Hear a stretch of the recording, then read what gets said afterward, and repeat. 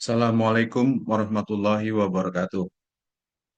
Perkenalkan, saya Abed Nofriah Sanjaya, mahasiswa program studi pendidikan profesi insinyur, Fakultas Teknik Universitas Indonesia,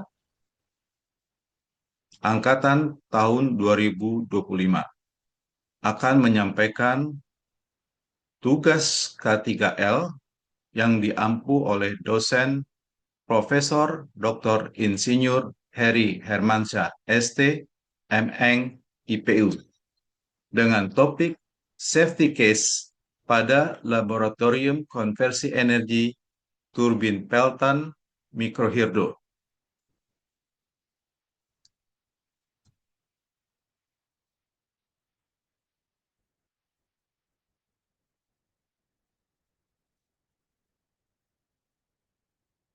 Topik mengenai analisis keselamatan pada laboratorium konversi energi untuk pengujian turbin Pelton Microhydro dipilih karena beberapa alasan pokok sebagai berikut. Terdapat ketertarikan untuk merencanakan pembangkit listrik tenaga turbin Pelton Microhydro berkapasitas 100 watt elektrik skala laboratorium sebagai fasilitas kegiatan pembelajaran. Hal ini dilakukan untuk menindaklanjuti kebutuhan modifikasi pada kinerja turbin mikrohidro sebelumnya, yang mencakup penyesuaian tinggi tekan, laju aliran massa air, dimensi, dan jumlah sudu, serta penentuan putaran akibat variasi beban. Laboratorium konversi energi merupakan fasilitas yang esensial dalam institusi pendidikan teknik, terutama untuk keperluan pengujian mekanika fluida serta mesin-mesin konversi energi. Dari hasil observasi awal, fasilitas laboratorium tersebut memiliki berbagai potensi bahaya nyata, seperti instalasi perpipaan, operasional pompa sentrifugal, turbin bersistem transmisi sabuk, dan aktivitas mahasiswa atau praktikan yang berisiko memicu kecelakaan kerja apabila tidak dikelola dengan tepat. Didorong oleh temuan bahaya tersebut, topik ini diangkat secara spesifik untuk mengidentifikasi bahaya kerja dengan metode root cause yang menyebabkan terjadinya accident atau kecelakaan kerja, menganalisis skenario kecelakaan menggunakan skema body analisis, dan merumuskan langkah mitigasi yang komprehensif. Prinsip kerja pengujian turbin Pelton Microhydro adalah mengubah energi sejumlah fluida menjadi energi mekanik rotasi. Ada beberapa jenis turbin yang tersedia berdasarkan jenis fluida input yang digunakan, seperti turbin uap, turbin air, turbin gas, turbin angin, dan lain-lain. Jenis turbin hidro yang menggunakan energi potensial serta kecepatan air yang bergerak untuk memutar runner disebut turbin reaksi. Francis turbine dan Kaplan turbine adalah dua turbin air tipe reaksi yang paling populer. Pada turbin impuls, tekanan air diubah menjadi energi kinetik dalam nozzle, ya. Kemudian kecepatan jet air atau water jet drive menggerakkan turbin melalui tekanan terhadap sudu-sudu atau bucket. Contoh turbin impuls yang paling umum adalah Pelton well turbine, turbin turgo, dan cross-flow turbin. Kinerja turbin Pelton Microhydro ini memiliki daya output 12 watt dan putaran 310 rpm. Tinggi tekan, laju aliran massa air, jumlah bucket atau sudu, lebar sudu, tinggi sudu, lebar bukaan sudu, dan kedalaman sudu, serta menentukan putaran well running akibat adanya variasi beban lampu sampai 25 watt. Root causes atau akar permasalahan bisa dilihat dari faktor kondisi tidak aman karena ketersediaan penutup pelindung pada sudut turbin dan sabuk transmisi. Di samping itu juga instalasi listrik pompa sentrifugal berada terlalu dekat dengan area basah dan rawan genangan. Yang kedua adalah faktor tindakan tidak aman, di mana mahasiswa atau praktikan menggunakan pakaian kerja yang longgar, yang saat berada di dekat komponen berputar, praktikan menutup katup valve, di mana katup valve dan perpipaan secara tiba-tiba saat pompa masih beroperasi penuh, yang memicu lonjakan tekanan air. Dan yang ketiga, faktor sistem atau manajemen, di mana posisi valve yang mengharuskan pekerja memanjat dengan postur tubuh canggung tanpa platform stabil, serta kurangnya batas aman area operasional. Sehingga dapat diidentifikasikan bahaya kerja. Yang pertama adalah mengoperasikan pompa sentrifugal dan turbin atau adanya putaran mekanis, noising atau bising, dan tekanan listrik di area yang rentan basah. Daftar aktivitas kerjanya adalah rutin. Jenis bahaya kerjanya adalah fisik dan elektrikal. Sumber bahayanya ada pada metode kerja. Pihak berisiko terpapar adalah mahasiswa dan dosen. Identifikasi bahaya kerja yang kedua adalah mengatur bukaan katup valve di ketinggian menggunakan tangga yang berpotensi jatuh dan postur tubuh canggung. Daftar aktivitasnya adalah non-rutin. Jenis bahaya kerjanya adalah fisik dan ergonomis. Sumber bahaya kerjanya adalah manusia, dan pihak berisiko terpapar adalah mahasiswa dan dosen. Identifikasi bahaya kerja yang ketiga adalah observasi dan pengambilan data dekat runner turbin dan belt atau puli yang berputar tanpa pelindung. Daftar aktivitas kerjanya adalah rutin, jenis bahayanya adalah fisik, sumber bahayanya adalah manusia, pihak berisiko terpapar adalah mahasiswa dan dosen. Identifikasi bahaya kerja yang keempat adalah penanganan kebocoran pipa PVC atau tumpahan air bertekanan tinggi berpotensi lantai licin atau slip dan terjadi benturan.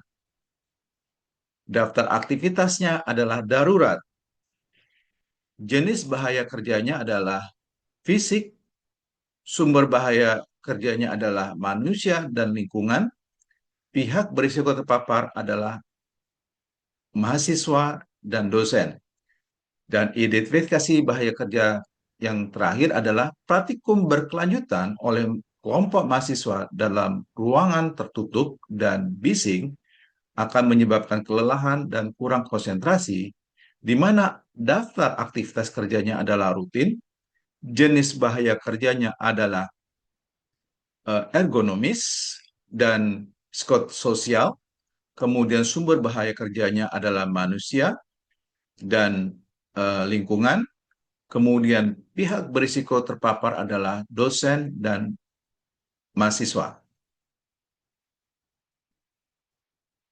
Sehingga dalam pengelompokan masalah menggunakan diagram Ishikawa, diperoleh dari 4 hal terbesar adalah dari manusia itu sendiri, yaitu mahasiswa dan dosen, mesin, yaitu adanya pompa dan turbin, metode, yaitu bagaimana mahasiswa melaksanakan aktivitas pengujian, kemudian material yang berdampak terhadap terjadinya kecelakaan kerja, di mana potensi permasalahan pengompokannya ada pada metode pengoperasian pompa sentrifugal dan turbin, di mana berdekatan dengan daerah listrik, electrical, dan terjadinya kebisingan akibat adanya putaran mekanis, kemudian adanya obsesi pada saat pengambilan data yang dekat dengan runner turbin dan belt yang dapat berpotensi terjadinya kecelakaan kerja. Untuk material, terjadinya kebocoran yang dapat juga terjadi potensi lantai licin, dan pada saat pembukaan katup atau valve di ketinggian tertentu berpotensi jatuh karena menggunakan tangga. Yang terakhir adalah praktikum yang berkelanjutan dapat menyebabkan kelelahan dan kurang konsentrasi. Konsep manajemen risiko dan keselamatan proses di mana containment dan kontrol berfokus pada bagaimana menjaga bahaya agar tetap terkendali. Penyebab atau penyimpangan yang bisa memicu kecelakaan adalah preventive safeguard bertujuan menghentikan urutan kejadian sebelum mencapai titik kritis. Loss event ini adalah ambang batas di mana kendali telah hilang dan kecelakaan buruk terjadi.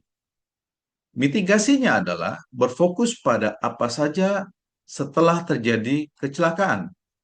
Lapisan pelindung di sini adalah mitigasi safeguard yang berfungsi bukan mencegah kecelakaan, melainkan membatasi kerusakan atau keparahan agar dampak akhir menjadi termitigasi dan tidak berubah menjadi bencana besar yang tidak termitigasi. Jadi, proses pengujian turbin Pelton microhydro dengan kapasitas 100 watt elektrik di skema ini membantu Anda sebagai praktisi K3L untuk memastikan bahwa setiap potensi bahaya yang memiliki dua lapisan pertahanan. Yang pertama, untuk menjaga agar hal buruk tidak terjadi, dan satu lagi untuk memastikan jika hal buruk tetap terjadi, dampaknya tidak akan fatal. Potensi kasus untuk body analisis di mana saat pengujian turbin Pelton microhydro ada 5 kasus yang bisa diambil sebagai contoh. Salah satu contoh yang disampaikan di sini adalah terjadinya jatuh dari ketinggian atau terjatuh dari ketinggian, di mana hazardnya, bahayanya adalah bekerja di ketinggian menggunakan tangga lipat atau portable untuk mengatur valve pada pipa tegak PVC. Kemudian untuk cost deviation-nya adalah kehilangan keseimbangan, tangga licin, tidak stabil, postur tubuh tidak ergonomis saat memutar valve yang keras. Preventive safeguard-nya adalah instruksi kerja atau SOP bekerja di ketinggian. Tangga dipegangi oleh rekan kerja, kemudian namun di sini rekan kerjanya tidak fokus. Desain tangga yang memiliki platform stabil, sehingga kita harus menggunakan tangga yang tidak sesuai akan berdampak terhadap kecelakaan kerja. Loss event, pekerja atau mahasiswa terjatuh dari tangga.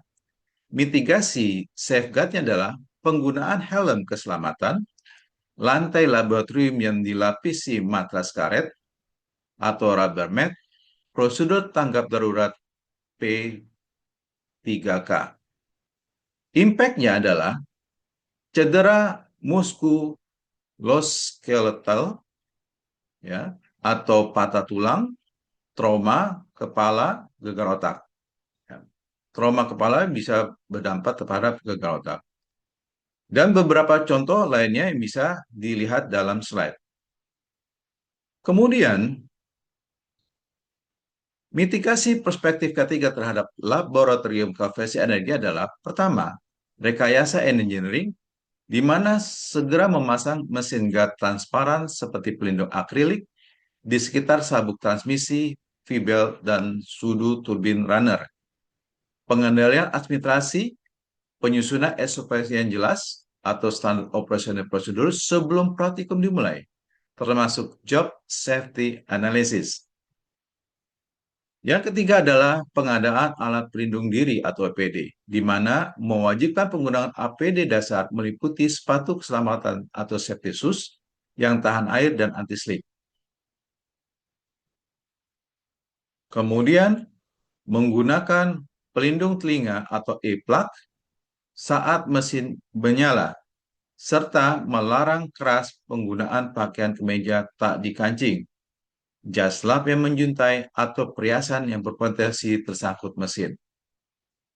Kesimpulannya adalah, Secara keseluruhan, analisis safety case pada fasilitas pengujian turbin Pelton mikrohidro menegaskan bahwa pengelolaan risiko operasional di laboratorium konversi energi menuntut pendekatan diagnosis yang komprehensif, integrasi metodologi deduktif fault tree analysis untuk melacak presisi akar masalah atau root cause kegagalan, event tree analysis untuk memproyeksikan alur eskalasi konsekuensi, dan Bouty analisis untuk memvisualisasikan efektivitas lapisan pelindung, memungkinkan identifikasi titik terlemah dari ancaman bahaya mekanis, elektrikal, hidrolis, hingga prosedural operasional.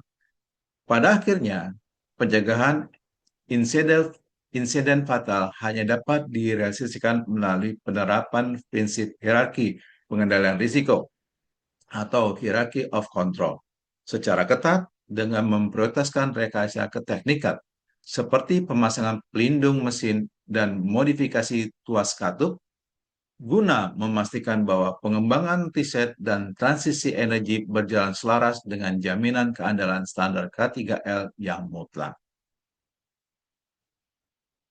Demikian pemaparan untuk tugas K3L.